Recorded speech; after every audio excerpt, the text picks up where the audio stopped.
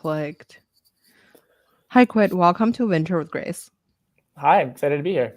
Okay, so to start the show, I would love for the audience to get to know you a little bit more. Well, like, why don't we also start with like your amazing, crazy amount of like celebrity investors? I feel like this is so insane. I've like listened to some of your other podcasts prior to coming on, so I kind of learned about like your journey on like being at Google and then now at like your current startup. Like, so why don't we start with like maybe what are some lessons that like you've learned early on at like Google TV and that you took to starting Bezels? Yeah, Bezel. absolutely. Like Yeah, I I cannot think pronounce it correct. Like Bezel. Yeah. Bezel, yeah. My experience at Google was amazing. I think the reason I went to Google was kind of twofold. I was obsessed with building product and I went straight out of college. So it was an amazing experience to just hone the design skills. I was a designer there and got to get the experience of like, what is it like to scale to billions of users? How do you deal with internationalization? Like a lot of these problems associated with a really, really large organization, Mhm. I think is a really critical experience for someone that's going to be building products, but also someone on the design side, because there's really interesting challenges as you get to scale. And then specifically for my experiences at Google, I got really lucky to be kind of on the founding team of a project within Google. So it felt very much like a startup experience. And I think that was the unique learnings that gave me the itch to start Bezel, aside from my just obsession for watches. But it was just this idea on a whiteboard to this project that built into a product really that was addressing the needs of millions and millions of households.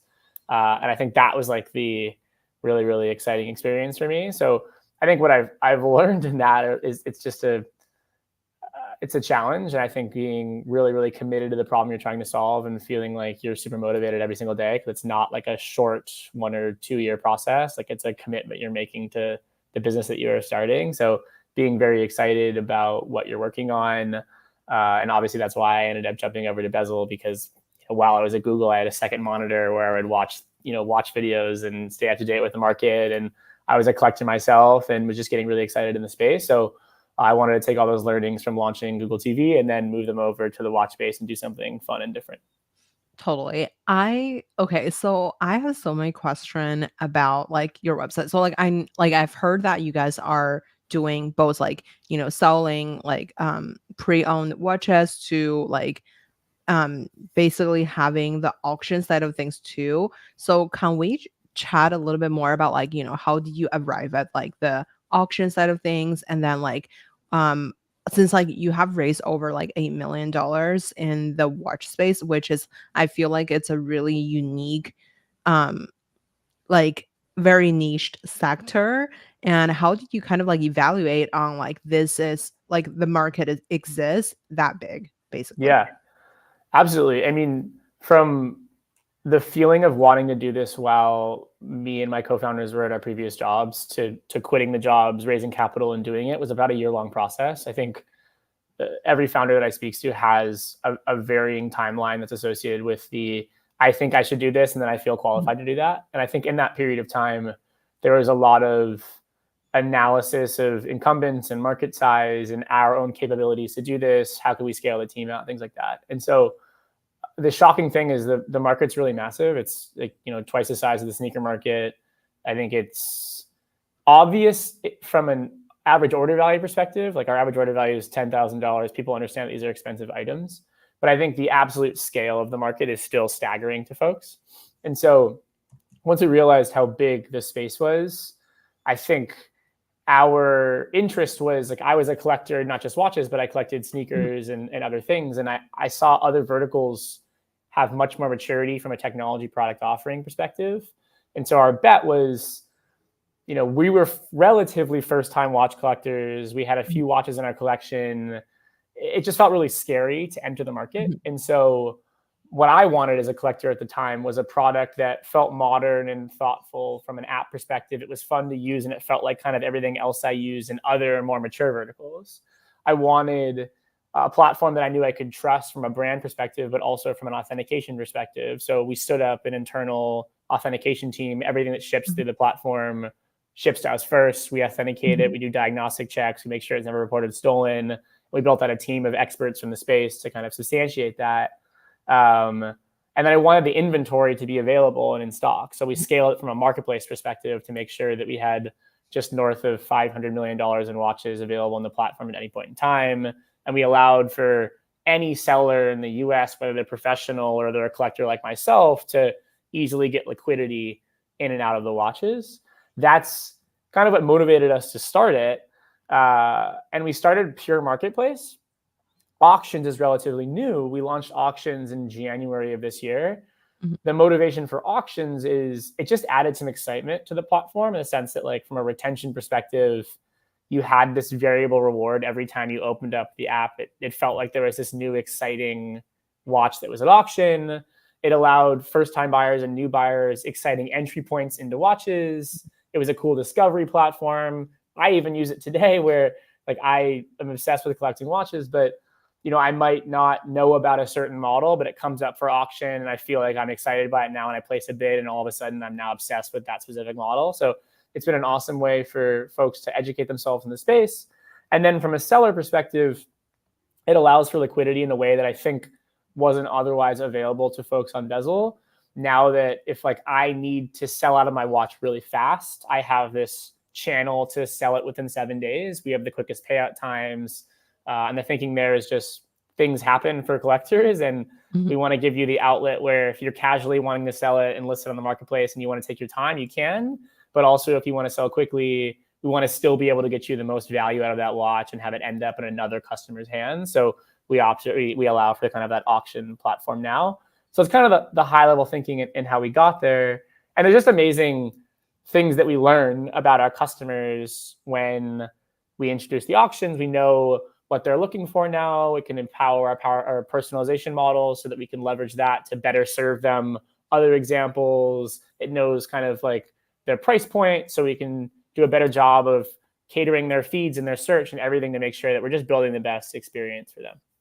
Totally. I wonder, so like since like you come from a design background and then like in terms of like thinking about the business side of things, like so I wonder like since like you come from Google, what are like the tag component like your company have taken as an approach versus like a traditional if I like open up a Shopify store and then if I'm like a celebrity agent and then like I create a Shopify store and then onboard it all my like clients or like partners onto the platform, like how would you like kind of like compete with people with the relationship side of things and like maybe some sort of um like design chops like on the like UX front, like what are the, I guess, like the tech component comes to play?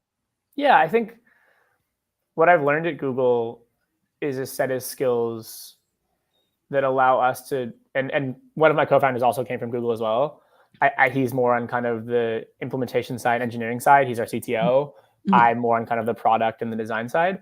I think what we learned there is how to execute really, really high quality products. And I think what we've brought over to Bezel is, like, the watch market to me is such a specific market and so good at sniffing out what feels genuine and disingenuine to the space that it allowed us to look at the problem we're trying to solve, which is how do you make someone feel incredibly comfortable buying a watch?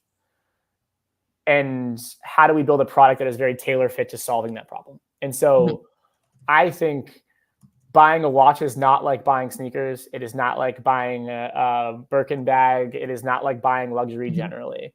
It is very specific. The requirements you need to feel safe and trusted and things like that are very different.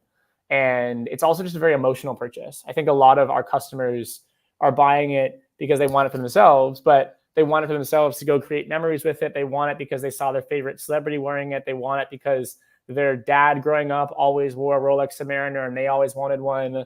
They want to give it to their husband as a gift or their partner for their celebrate, whatever it is, right? So I think the fun part for me as someone that really likes building product is how do you take the storytelling of this industry that has existed for a very, very long time and sell these products that mean so much to their customers but also are so scary to buy because they're so expensive, and build something that feels super tailor fit to that industry. I think that is the experience that gives us this unique aspect. I think our goal is to build both sides of what you're mentioning, right? Like we want to build the technology platform, and that's our unique skill set coming from Google. But we also wanted to make sure that we built out the core team that has deep watch knowledge to make sure that from an authentication perspective, we're the most qualified in the space to be authenticating things. From a concierge perspective, we still feel like luxury and we still have like a real human touch on the platform that's available to talk to you and work you through that very fun process of, or intimidating process many times, of discovering the watch you want and feeling comfortable with it. So it's a bit of a cocktail of creating kind of the old world luxury feel and the connection side that you're talking through, but also the best of kind of the Google learnings and bringing out the kind of technology platform side of the space. I wonder, so like how does from like the tech perspective, like how like I guess like how is it different from like if you're like leveraging an existing technology platform, and what are like some thoughts goes into it? Obviously, like the design is absolutely beautiful. For sure. Um I would love to like learn more about like maybe I don't know if the auction site or like some other part are like having a sophisticated like technology behind it, or like I mean obviously I don't really feel like also like I know like maybe another company to compare you guys with would be like a stock X and stuff like, so I wonder how do you think about like the existing market in the space. Obviously stock has are like primarily focusing on like shoes or like Yep. other um like smaller ticket versus like a watch, but I wonder like what's your thought process behind like building out the technology component to like serving the existing like platform. Yeah, I think the technology platform is kind of everything for us. And I think the way that I think about it is there are some aspects where we lean fully into technology and tech first. And then there are some aspects where like we're doing it the way they've always been done for hundreds of years, but then we're leveraging technology to give our authenticators or our concierge this like feeling of superpower. So to give you like a zoomed out high level perspective, everything is built in house, Mhm, and everything's built from the ground up internally for us. And when I mean that, like our backend system and we call it our console, like the console that our internal team uses to track the marketplace, to stock the marketplace, to handle the inventory, to make sure that the customer complaints are coming in correctly, like to make sure everything is orienting itself the way it should, is all built in house. And then the kind of front end experiences that we have both on the web and the kind of on mobile are also built obviously internally in house. The way that we think about it from a technology stack perspective is like on the customer experience side, it needs to feel like the product is kind of glove fit for the industry, like I was mentioning prior. And like a great example of this is like AI is a big deal right now. I would not say like we are an AI mhm, first business, and I think like we wear that proudly. I don't know if the venture market loves that about us, but I think that is the way that we like to talk about ourselves. But we use a ton of AI. It's just that like our business is putting you into watches that we think that you would love, and so it should feel very subtle. Like I think the mhm, technology side of this is should not feel obvious. It should feel like, wow, that product was lovely to use. I can't put my finger on why it was lovely to use. It didn't feel like I was in something that felt like was the most technologically crazy experience, but it just worked really, really well.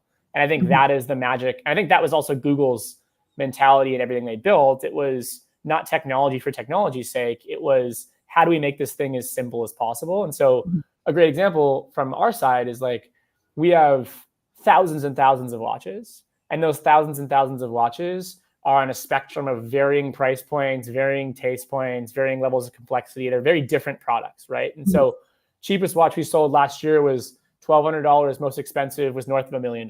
And the buyer of the sub $10,000 watch that wants their first watch is not the same buyer necessarily as the seven-figure watch buyer, right?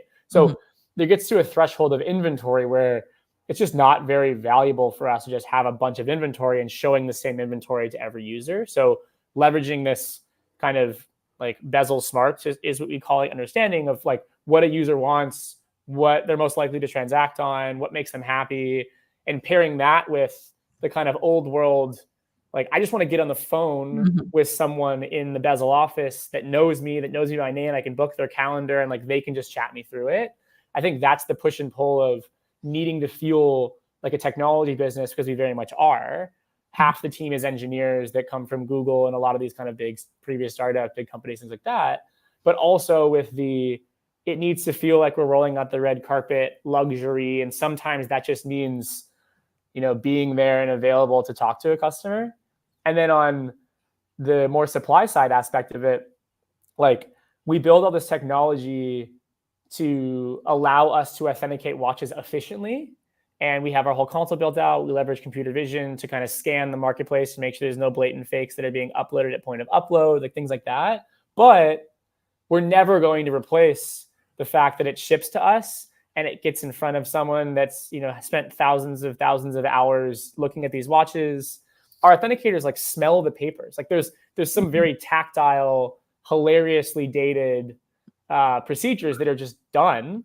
And that's a requirement. And that's how you build the trust. So a lot of what we do is, how do you allow for those folks to be as efficient as possible where they can from a technology perspective? And then what are the things that just have to feel nostalgic because they work the way that they should, and there's no better way to do it. Totally. I wonder, so like, since like you guys have like over $500 million worth of like watch are uploaded onto the platform, um, I guess like who are the major sellers? And then like since like, how do you kind of like think about from fundraising perspective? So when I was working in venture, I've seen like the basically secondhand selling market.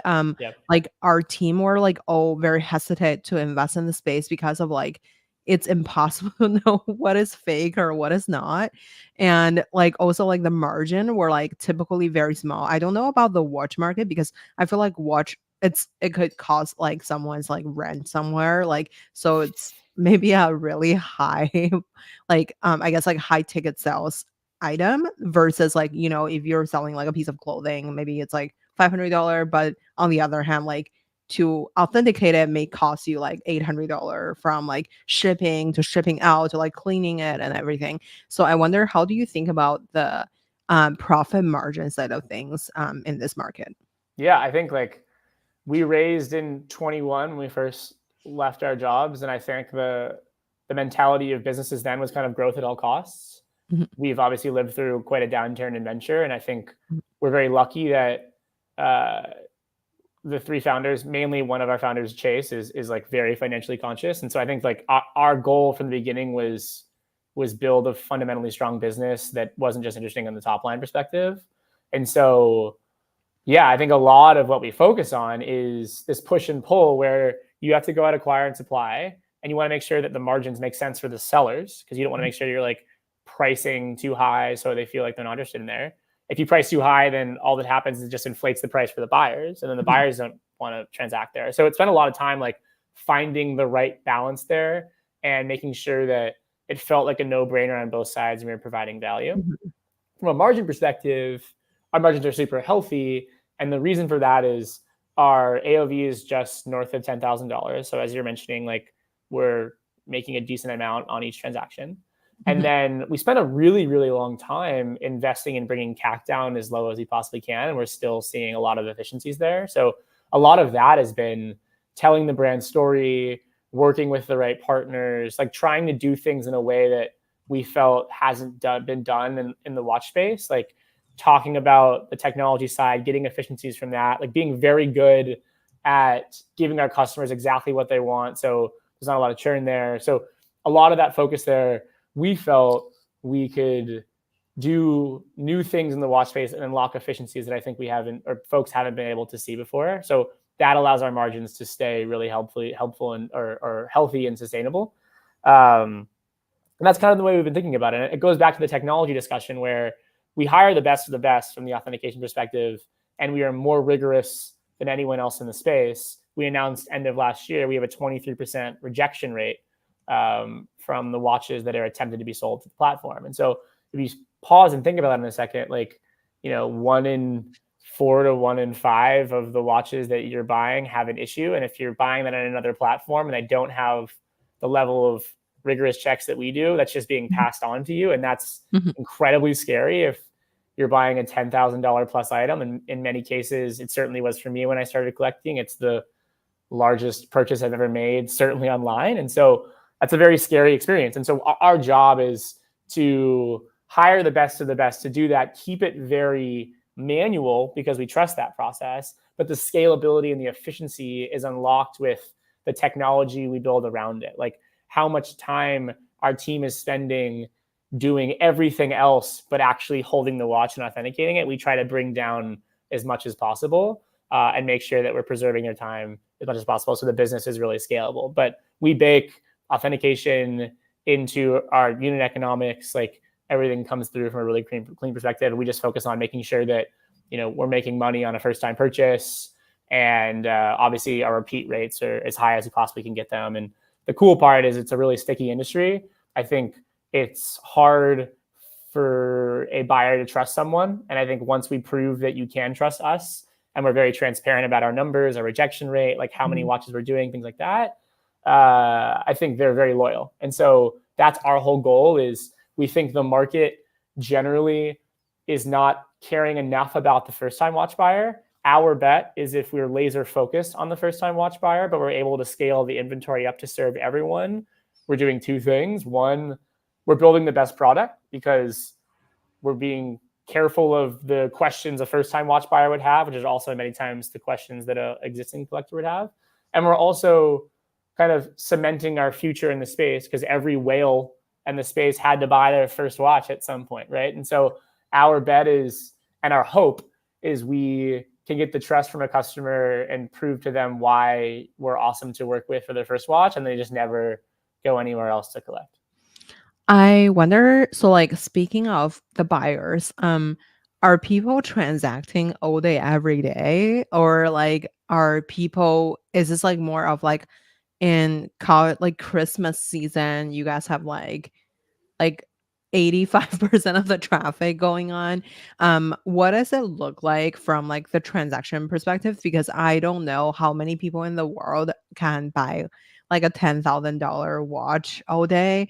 How like I guess like how do you acquire these like very high-end clientels? And is this like something that like maybe normal people would buy once in their lifetime, or is this more of like very wealthy individuals like buying multiple times every year? Yeah, the dynamic is really interesting. And so it's a really great question because there's a lot there.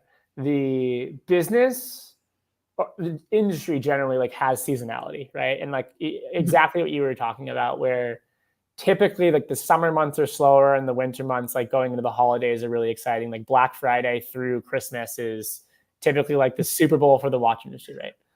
It's been really fun though, where I think like our job is to try to shift that as much as possible by allowing sellers to get liquidity out of their watches. So if I mhm, have a watch and I want another one in the summertime, I can sell my watch to then buy another watch. Is like a new phenomenon that doesn't really exist. And it's allowed us to, I think, hack the industry in a different way. Like, for example, the summer months are usually slower, but mhm, we've grown on average 30% month over month from a revenue perspective this summer, right? Like our biggest month ever will be this month.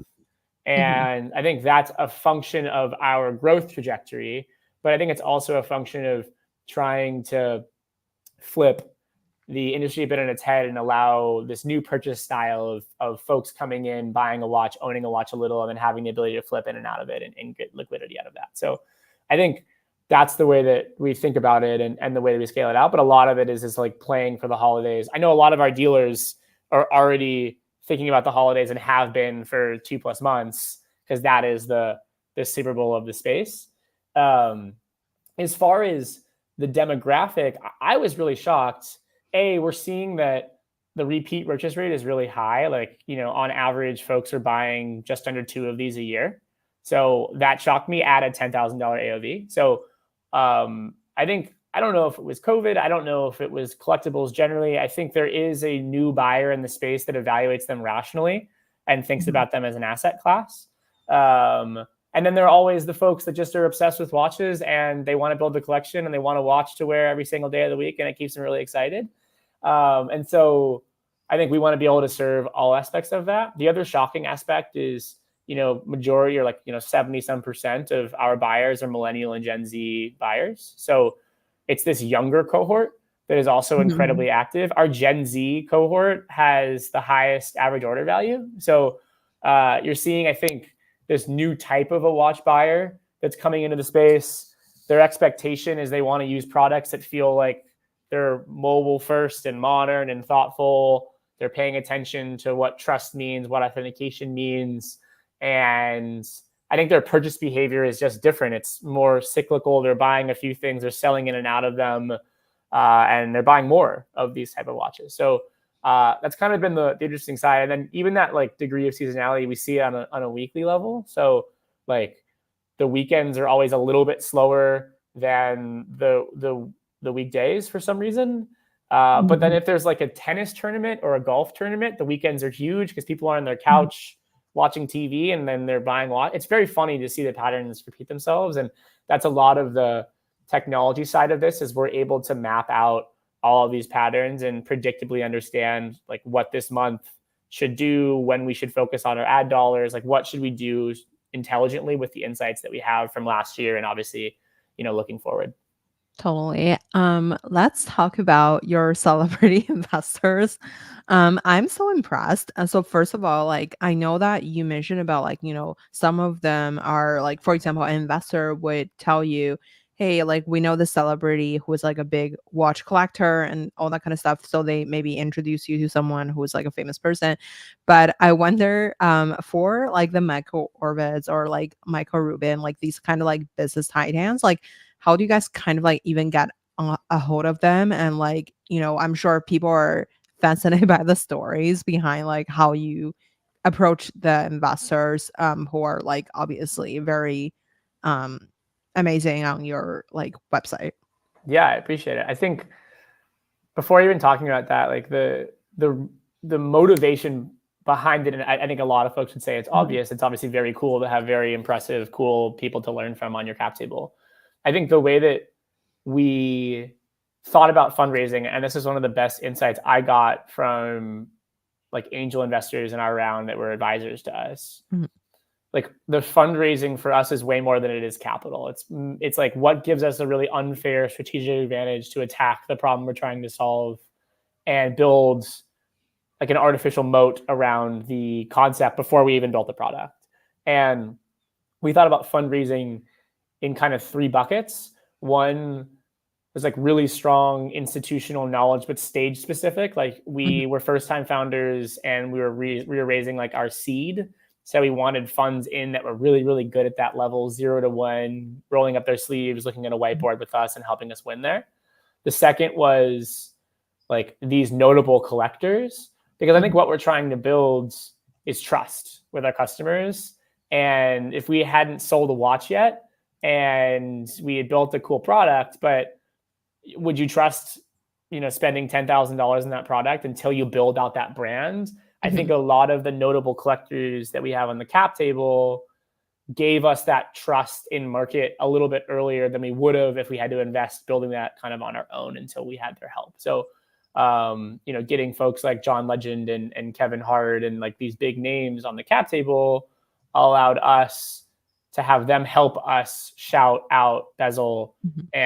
and get it excited there. So I think that's that. And the third one is we really wanted the like movers and shakers in the watch industry to be Mhm. around our cap table as well. So like getting a lot of these notable sellers, a lot of folks at brands, like a lot of people that I was super interested in learning from and feeling like we could impart in credibility from on the business. Like that's the Mhm. way we thought about fundraising. On the celebrity side, I think what we're building is like just not particularly complex, and it fires on a need that a lot of these individuals have. Like they love watches, and I was shocked. Like we would go into conversations with folks in NBA or NFL locker rooms, Mhm. and they would talk about how they were on competitive marketplaces or competitive auction sites trying to win watches that had like blatant fakes, and it's just like there's a lot of horror stories at the highest end of folks that in my imagination would have access to anything they wanted. Mhm. They'd probably have like a watch person that was just doing it to them. And I think even folks like that have been involved in, massive, whether it's notable or not notable, scandals where they've received fake items, and it's very scary to them as well. And so Mhm. I think they resonated with the problem, and it was this fun outlet where, from economics perspective, the business made sense, and from a growth trajectory, it made sense. But it also like was a really fun thing that they could actually lean into because they loved watches. It wasn't like we were some obscure infrastructure business that wasn't really fun to talk about. Like, we benefited a lot from being fun. And so that's how that process started. We got our first check in because I unfortunately didn't have, I wish my life said that I had this amazing network that allowed us to have access to them. We got our first check in from the first fund that did our seed. And then from there, the fund was able to make intros, and the intros were able to make intros. And all of a sudden, we were on calls with these amazing people. And I was freaking out and calling my mom after all the calls because it was like the coolest thing I'd ever done. But yeah, it was a really awesome experience. And some of the folks have been our most helpful investors, not just on the obvious side of supporting us and shouting out to their networks, but from going to dinners and connecting with partners, and then the partners wanting to meet with us because of it, or whatever it is. I think it's opened a lot of doors for us in a way that I wouldn't have even expected it to. Totally. I wonder, so like for in terms of fundraising, how do you kind of like value your startup, or like how do you know how much to put on the deck? So for example, let's say, do you put on like a number that you feel like you could raise, or do you put on something that's more of like, okay, let's shoot my shots, like on like just like put a bigger number than like basically like the ideal number that you want to raise, and then like also like to in terms of like having um like convincing your first investor, like how what does the process kind of look like for the audience who may be other founders, or like even like just younger investors in general? What does that process kind of look like for you? Yeah, and I always caveat everything I'm about to say, where it's like I was a first time founder. Mhm. I am by no means an expert in this, but I'm happy to share what we experienced in our process. Obviously, doing a few of these conversations at this stage, Mhm. I think it's obviously like market dependent. Mhm. In 21, when we raised kind of like our first half of the seed, we ran a very different process. Then obviously when the market turned and it was a little bit more focused on metrics and success and what we'd achieved, and it was more focused on like path to profitability and things like that. I think in both cases though, we ran a tight process, which I think I'm a huge fan of. We stacked as many meetings as we possibly could in a short period of time to make sure we had as much leverage in those discussions as possible. We focused on getting in front of the people that we cared about the most and we were most excited about partnering with as early as possible. I think the big thing that we've done successfully, which I'm a huge fan of, is building a relationship with your investors before they're investors. I think a Mhm. lot of the fun thing that we were able to do is tell them what we wanted to execute on, and then talk to them in a year and show them what we had executed on. And I think that was a good way of proving your ability to get things done, and the team's horsepower and things like that. To answer your question around pricing, we always went out asking for what we wanted to capitalize the business with. One of our investors and earliest angels, like the first check in the business, always gave us the feedback that like the worst thing is to undercapitalize the business, because I think as a founder you're nervous about dilution, and I think dilution happens between rounds. It doesn't happen. It happens in rounds, but like it really happens in between rounds because you undercapitalize or whatever it is. So I think making sure that you're capitalizing the business to hit the next goals that you want, and really padding that. Obviously, the goalposts got moved out in 21. It was you're raising for a little bit less from a runway perspective than you would, in a market like today, where I imagine you're raising for 2+ years of runway, which was kind of crazy in 21 to think about it that way. But we went out, we figured out the number that made sense from us, from a metrics perspective, for us to raise to get to where we wanted to go. And then we did not set a valuation. We let the market set the valuation, which is like a Mhm. fun thing to say to really scary investors. Um, Obviously, you're doing the mental math where you're assuming like you're probably going to give up like 20% of dilution in your first round. And so you can kind of back into the valuation you want. But it was our first time doing it. Every time anyone asked at what valuation, we would say like a canned response that we're just letting the market see where that sets, kind of a thing. And then once we had terms in, you're able to kind of figure out where that sits. And typically the partner that we've always gone with was less sensitive to valuation and more just like, it never felt like a negotiation. Like I've never sat down with a firm and said like, what if it was higher? It's always been like, I'm so excited to work with you, and they're hopefully very excited to work with us. And because of that, the terms reflect the excitement on both sides, and we're just excited to sign, kind of a thing. So we've never done a price round though. So I know it's like that. The process is very different. We raised everything on safes. So we've, that's a whole different can of worms where you just have to be very intentional about, being aware of the safes that you're stacking and the dilution that you're taking as a founder and things like that. But luckily we've been very organized around that and had a very fluid process because of that. Totally. I wonder, so for you guys to like raise from, let's say between like your first meeting to first close, how long did it roughly take? And then like, would you say you chatted with like 1,000 investor and then 1% like said yes, and then like 1,000 people said yes later? But Yeah. like, or like, would it be more of like, oh, at the beginning we just like right off the bat, I'm getting really amazing traction. Yeah, it was not 1,000, but it certainly felt like it was 1,000.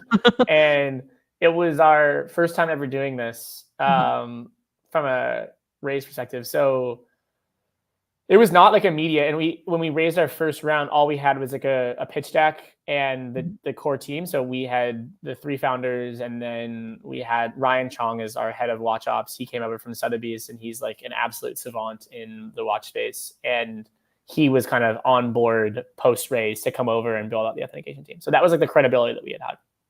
I had some mentors that I'd either worked for in the past consulting, or I had wanted to work for and it didn't work out. We say whatever it is, like they had launched and sold businesses in the past at a very high level. They were the first, besides like calling my co-founders and saying like, guys, do this with me. I called mhm, them immediately after, pitched them on the idea high level, and they just kind of like sent in angel checks because they were like, I mhm, believe in this. I believe in you. Let's do this. And so they quarterbacked our process in the beginning. They fired off meetings to everyone in their network from a fund perspective. Luckily, they established credibility for us in ways that we didn't have. So we got a lot of the meetings. I think we, from an execution perspective, had backgrounds that said like they could probably build a technology business. The watch part was probably the haziest part, but we got into doors, we pitched the market. Obviously, the watch market was like in a 5-year plus bull run. So, as every market pretty much was at that period in time. So, I think people were bullish in the space and it made sense. But it was, I don't know, like definitely double digit meetings before we got our first yes. We did it over July 4th-ish weekend because we were still at our previous jobs and we wanted to do it over the break. But that's also when the venture market like goes to sleep because everyone is off enjoying their lives with their families as they should. And so the process got dragged on, and we probably got our first commitment maybe the first week of August. And as soon as that happened, like the tides entirely changed. And Box Group was the first fund to commit. And I really loved the fund. I really liked the partners there. And so we were really excited to do it. And then as soon as that terms came in, like everyone all of a sudden wanted access to the round.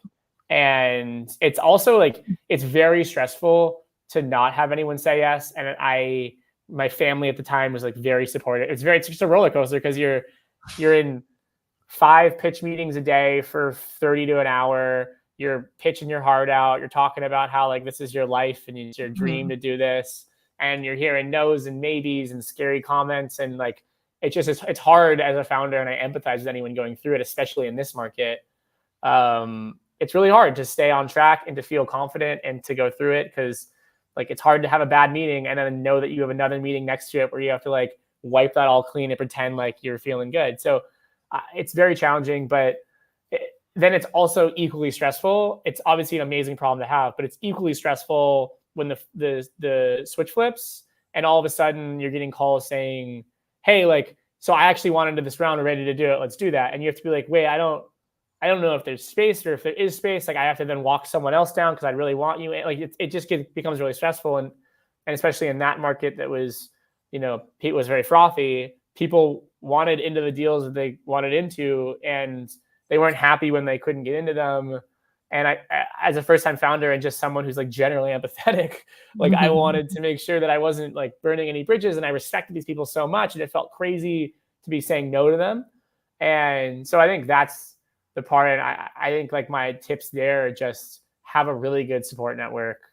Like know that you're making the right decision and feel good about that because you're doing it for the right reasons. Like, and for all intent and purposes, like I think there are really, really good investors that will change the game for you. But I also think like your co-founders matter way more. The problem you're solving matters way more. Your ability to execute matters way more. Your team matters way more. And so like some of the investors that we thought were the smallest checks that like would have the lowest impact actually ended up being the most helpful. And some of the biggest checks that were the biggest big name firms or whatever were not as helpful. And I think it's like a cocktail of just trusting your gut, trusting your team, and like putting your head down and moving forward, even if it might be tough to make some of the decisions. I wonder, so, like, for the for the celebrity investors, how, like, I guess, like, who was the first close? And then, like, did they bring a lot of, like, business to you right away? Or, like, do you feel like it's just, like, giving more credibility so that, like, more, regular buyers would trust the platform? Just curious about that experience. And since, like, I feel Yeah, like it's just such a obvious things to ask because you guys have, like, such a amazing profile of, like, celebrity investors. no, I appreciate that. The first one to close was John Legend, and it was like I'm a massive fan, so it was like I Mhm, was just trying to be very chill about it. The cool thing about him is like, which I just have so much respect for. He takes all his own meetings, super smart, asks like incredibly good questions. We were on our toes the entire meeting, and so he was the first to close, and that was super exciting because obviously he's like a massive watch person and a massive collector and just has such a pulse on culture and what's going on, and is such a tastemaker. So that was awesome. I think the fun thing that I think celebrities can do for us that is unique comparatively to another business is because our AOV is so high and because buyers are loyal and getting a new buyer in is so important to us. mhm, I think there's two angles. It's like the typical way a celebrity investor can help is like shout to their audience, scale on the marketing side, and hopefully do some like low CAC activations to get customers in. Which I think some of them do for us. But I think the more interesting angle for us is the trust established from us being able to say that they're affiliated with the business and they shop with us. But also a lot of folks in their network that are very low key. We're not talking about it. We're not putting it on a billboard. We're not doing anything, but it allows us access to large buyers that mhm, really want to buy a lot of watches. And so a lot of our like early GNV to get the flywheel spinning and figure this out was the pool of investors that we had running the beta. And mhm, so it wasn't just celebrity investors too. Like you can imagine partners at these firms love watches. And so they invested in a watch business and then we supplied them with watches. And that allowed us to like keep the lights on in the early days mhm. and build until we like built out the product that we felt comfortable going to market with. So that was kind of the way we thought about it. As far as like some of the celebrity investors introed us to other like notable investors, and that was kind of the externality to more of them. And some of the, I think majority of the connectors though were on the venture side. And I think a lot of these folks are really smart and they work with celebrities through their firms because it allows their businesses an unfair advantage from a marketing perspective, whatever it is. And so majority of our intros came from angels or other firms introing us to folks that'd be interested. I wonder, so, like, what would be a question that, like, a celebrity investor asks you versus, like, the traditional investor? Like, I'm just curious, like, do they care about, like, different things? Or, like, do you feel like they're an investor is an investor? I think all of the celebrity investors that are in around evaluated it the same way that like someone in venture would have, right? So Mhm, there wasn't any unique questions that were being asked.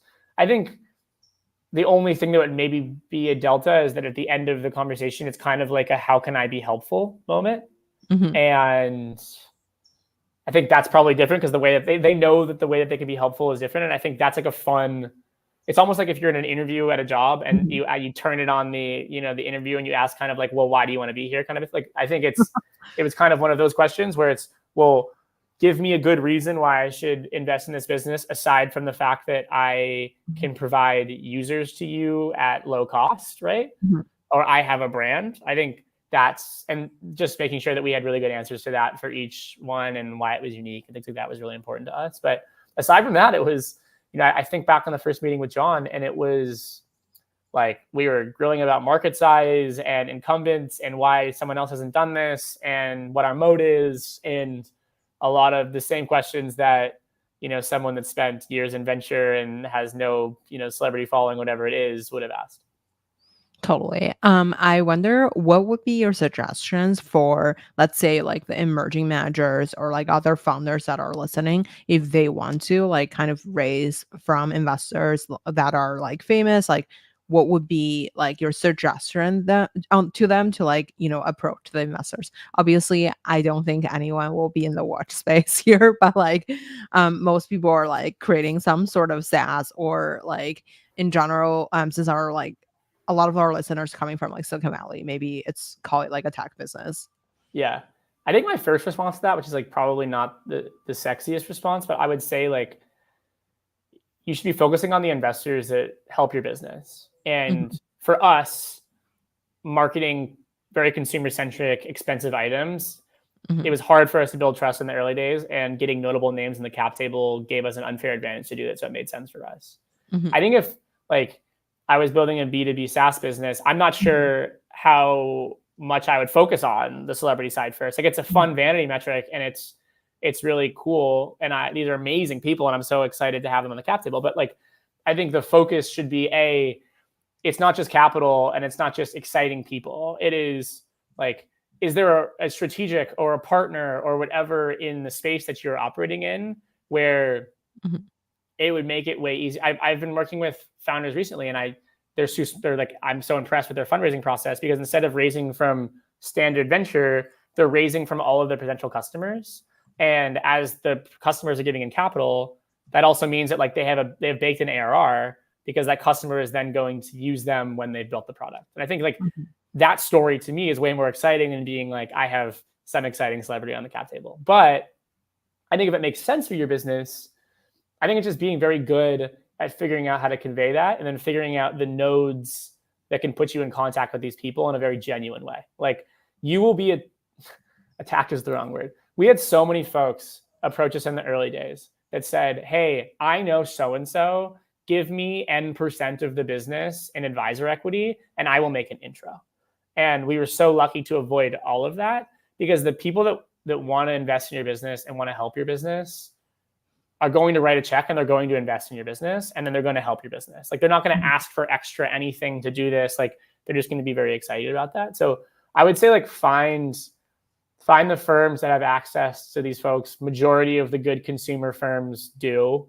Mhm. Um, and then build a really strong plan around why you want these people on the cap table and what they're going to be able to do for you. And then it should be pretty clear cut how you can, once you have contact with them, how you can, explain that value add to them. And if they feel like that value add matches the reality, then they're likely going to do it because I think they're still very active investors and they're super smart and critical about everything they work on.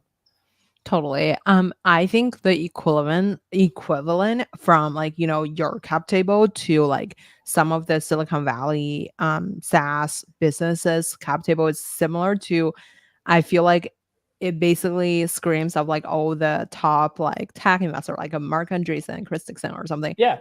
on the cap table. I feel like the lessons were more towards maybe like, how do you reach out to like the people who are hearing about like all kind of business ideas all day and then Yeah. they book you? Yeah. It's a great question. I think like we spent a lot of time, like I said, in the early days, getting the right warm intros that were in Mhm. network. And so like I can break down who they are. Like it's Mhm. like when I was at in college, I joined like a mentor program for my business school, Mhm. and one of the mentors started an amazing business, and they sold it and started another amazing business. So the first person I contacted with that was that mentor that I probably hadn't spoken to in 5 years, and he was amazingly receptive, and he loved the concept, and he wanted to support it, and he put me in contact with folks. Or like Mhm. getting those initial intros made sense for the funds, and the funds made the intros. They were like, we're gonna do this round, celebrity investor, you should look at it. It was a way warmer intro than me figuring out and sliding into some celebrity's DM saying like, please invest in me, right? So I think figuring out like your chess game of a path to get access to these folks is really important. As far as, I'm a designer, so I'm very biased here. We Mhm. spent an inordinate amount of time focusing on the deck and how it looked and how it felt and like why it felt different, because the product we were trying to solve was, the bet was we're going to build a better thing than what exists today. We haven't built it yet, but trust us. Mhm. And so if I sent you a landing page that you were like, this isn't very cool, like, I don't, you would say like, I don't believe that they're going to execute on it the way they're saying. So we just, the handshake, for lack of a better term, of me and whoever I'm emailing needed to feel like very finessed and perfect. So we spent a lot of time investing in that, and we got a lot of no's. Like it was not a perfect process, but I think learning from why you got to know, tweaking the flow, tweaking the email, tweaking the intro person that was making the intro, and being really kind of dynamic in the process. But I think that's the way it worked for us. And I recognize that like we were in a very privileged position because the market was what it was, and we had those initial two connections that we had that started the process for us. But it's certainly not easy, and it's certainly not always fun. So if there's any like more particular questions that anyone kind of listening has about it, I'm happy to chat through more in depth and more specific about your specific problem. Totally. Thank you for that.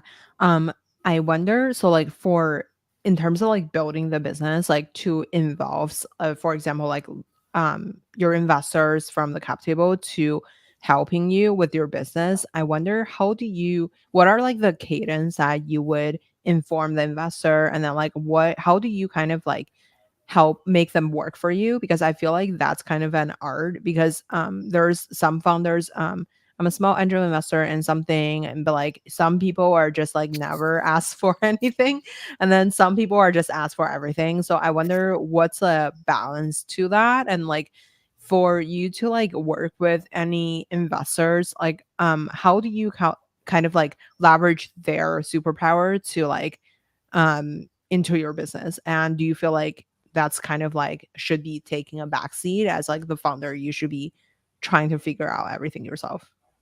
No, I think you should be using every advantage you possibly have to make it easier for yourself. So I think there's no shame in it's not cutting corners, but there's no shame in having someone elevate you to where you need to be that you can't access yourself. So I think the hardest thing for me was learning that once the investors on your team, they are on your team. I think in the beginning for me, we'd have a bad month, and I'd be like, shit, I don't want anyone to see this. Like, I don't want the investors to see this. Like, they're gonna regret being part of this business. And I think the learning point was that a lot of the investors have seen this before.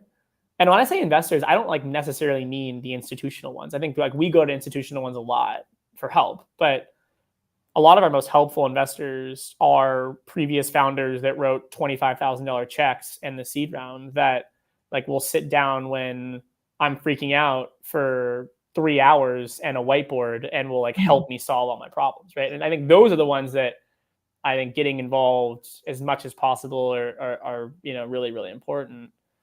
I think it depends on your team. It depends on the problem you're trying to solve, and it depends on how you feel about the problem. If you're in a place where you need more help, you should ask for that help. And I don't think you should feel ashamed from it. I don't think there's a world, and I would imagine most good investors that have the right intention wouldn't say like this founder talks to me too much. Mhm. I think, but I think it's also completely okay to have months or quarters where you're just heads down grinding on stuff. We try to send out regular investor updates to make sure that our investors are kept abreast of what we're working on. We're not always the best at it. Like sometimes we're in product sprints and they extend and like we're heads down. And I think like trying to give out updates to the folks involved is really important. But yeah, I don't know. I don't think there's a right or a wrong answer. It's kind of whatever makes the most sense to the business, and like being really comfortable knowing that your investors are your advocates. And even if they're a massive firm with a ton of investments and they're super busy, like they want you to do well and they're advocating for Mhm. you. So they should have availability to help answer questions that you would need. Totally. By the way, hi Luke. So he said your team is world class. I Thanks, Luke. agree. So I wonder, like, what are some like things that you have never thought of, like that happens after your founder journey? So many. I think like the high level one is like it's such a big commitment and such a big responsibility. And I think I'm really happy that I picked a space that I am obsessed with.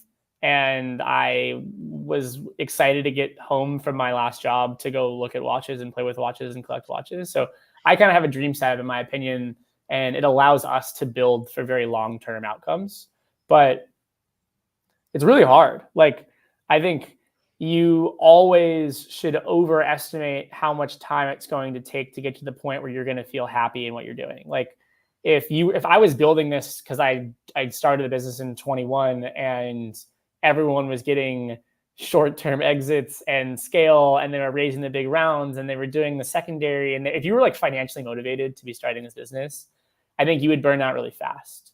And so I think it's understanding that like this is a 10 plus year commitment that you're making. It's a massive chapter in your career, and you need to like deeply understand that it's not just like a good idea that you Mhm. feel like you can monetize. It needs to be something that like keeps you going and really excited even when it's really really hard. So I think that's what I learned. And I knew this going into it, but I think your team is everything, and like your founding team is really really important. We're super lucky to I'm super lucky to be working with and starting the business with two of my co-founders, Chase and Daryl, that are just absolutely incredible at their jobs and keeping me sane. And I couldn't imagine doing this process without them. So like splitting it equally, like feeling like you're real co-founders, like really, really respecting each other and leaning on each other when you need to, I think is so, so important. And I think that was the biggest deal. And then feeling the same way about your team, like, being there for your team, making sure that you're building out the right set of individuals that are working on the problem, that have the right motivations, and that everything is kind of from a culture perspective working. It's just so critical, to the point that like I feel like the team that we've built, we could go solve any problem and crush it. And so I think that's what makes me really, really excited to just, be doing this. So if I was to do it again, those are the two things that I'd probably think about the most before I started. Amazing. I love that. Okay, so we're at the last part of the interview. I have a quick fire round for you. Cool. Okay, what's your favorite book? Um, I just read Outlive. This is not a favorite book, but I'm just listening to it. But the Peter Attia book, I'm just like very obsessed with longevity and health and stuff right now. It's a very nerdy, lame one, but that's the first that came to mind. But I like to read a lot, so constantly reading different books. Who would you invite to your dinner party? Oh man, I'm gonna make a lame watch one, and I would invite Gerald Genta, like the father of kind of a lot of the more modern sports models in the watch that I'm wearing today. Who made the biggest impact in your career? My first manager at Google, her name is Addie Beavers. When I first started at Google, I was a weirdo, and I sat her down and I said, "Hey, like I want to matriculate through this process as quickly as possible." And instead of being like, "Whoa, calm down," she was like, "Yes, let's do it." And she's been an advocate for every large jump I've ever made. When I was feeling like I shouldn't make it, she told me I should, and I wouldn't have done it if she didn't tell me that. So very much appreciate it. Who, where, who would, where can we find you outside of work? I spent a lot of time at the beach. I surf a lot. I like to be outside, and I'm usually hanging out with my dog Fiona. Uh, what's your favorite watch? I have so many of them. So I would say I'm a big Royal Oak guy. So an Audemars Piguet royal oak. That's what I'm wearing today, and obsessed with kind of all variations of it. Amazing. Well, quick, thank you so much for coming on the show today. It was a fun Awesome. conversation. So much fun. I appreciate you having me. Let me quickly end stream. It's ending. I'm sorry, it's taking a long process all the All time. good. I'm having a heart attack.